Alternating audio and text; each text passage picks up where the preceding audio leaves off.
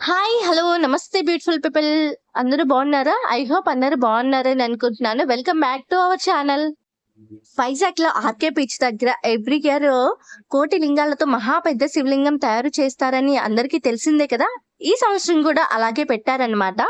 ఇంకా ప్రతి సంవత్సరం పెట్టినట్టే కోటి లింగాలతో మహాశివలింగం అయితే పెట్టారు. ఇక్కడ ప్రత్యేక పూజలు, అభిషేకాలు, హోమాలు అలాగే స్పెషల్ పర్ఫార్మెన్సెస్ ఇలా ఎన్నో జరిగాయంట.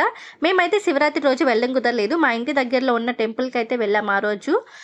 ఇంకా ఇక్కడ ప్రత్యేక పూజలు కూడా జరిగాయి. పసుపు, కుంకుమ అభిషేకాలు అలాగే మారేడు పత్రి, విభూతితో ఎన్నో పూజలు జరిగాయంట. ఇంక నాకు ఎప్పటినుంచో ఒక డౌట్ అండి. ఇవన్నీ కలిపితే కోటి లింగాలు ఉంటాయా అని. మీకు కూడా చాలా మందికి అనిపించే ఉంటుంది కదా!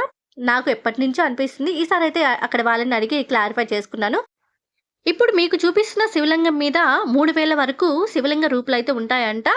అవన్నీ కలిపితేనే కోటి లింగాలు అని అన్నారనమాట. సో, అలా కోటి లింగాలతో పెద్ద మహాశివలింగం అయితే పెట్టారంట. సో, అలా అనమాట. నాకు ఇప్పటికైతే డౌట్ క్లారిఫై అయిపోయింది. మీకు కూడా చాలా మందికి అర్థమయ్యే ఉంటుందనుకుంటున్నా. ఇంకిక్కడ పక్కనే మనకి మహాశివలింగం, అక్కడ నందీశ్వరుని కూడా పెట్టారనమాట. అక్కడ అభిషేకాలు అలాగే పూజలు కూడా జరిగాయంట, హోమాలు. మేమైతే ఎవ్రీ ఇయర్ వెళ్తాము. ఆ రోజు వెళ్ళకపోయినా నెక్స్ట్ అయినా వెళ్తాము. చాలా మంది వరకు వెళ్తారు కూడా. వైజాగ్‌లో ఉన్న చాలా మంది ఆ రోజు బీచ్‌కైతే వెళ్తారు. ఇంకిక్కడ పక్కనే ఇలా సెట్ అయితే వేశారనమాట.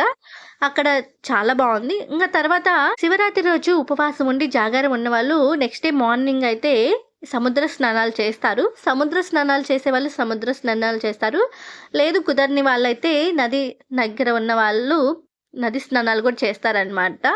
అలా ఎవరికి దగ్గర ఏది ఉంటే అలా చేస్తారనమాట. ఇలా చేయడం వల్ల చాలా మంచి జరుగుతుంది. చాలా పుణ్యం అని అంటారు. అది ఎంతవరకు నిజమనేది నాకు తెలీదు. మేమైతే నెక్స్ట్ డే ఎలా వెళ్ళాం కదా! కాళ్ళు అయినా తడుపుకోవాలని కాళ్ళైతే తడుపుకున్నాము. అండ్ ఇక్కడ పెద్ద అల వచ్చేసరికి వాళ్ళ మీద వాటర్ అయితే చాలా పడిపోయాయన్నమాట. ఇంకా ఇలా జరిగింది మా శివరాత్రి. మీ శివరాత్రి ఎలా జరిగిందో కామెంట్ చేయండి. అలాగే మన ఛానల్ గనుక ఫస్ట్ టైమ్ చూస్తున్నట్టయితే ప్లీజ్ సబ్స్క్రైబ్ చేసుకోండి. అలాగే మీ ఫ్రెండ్స్‌కి, ఫ్యామిలీస్‌కి, రిలేటివ్స్‌కి షేర్ చేయండి.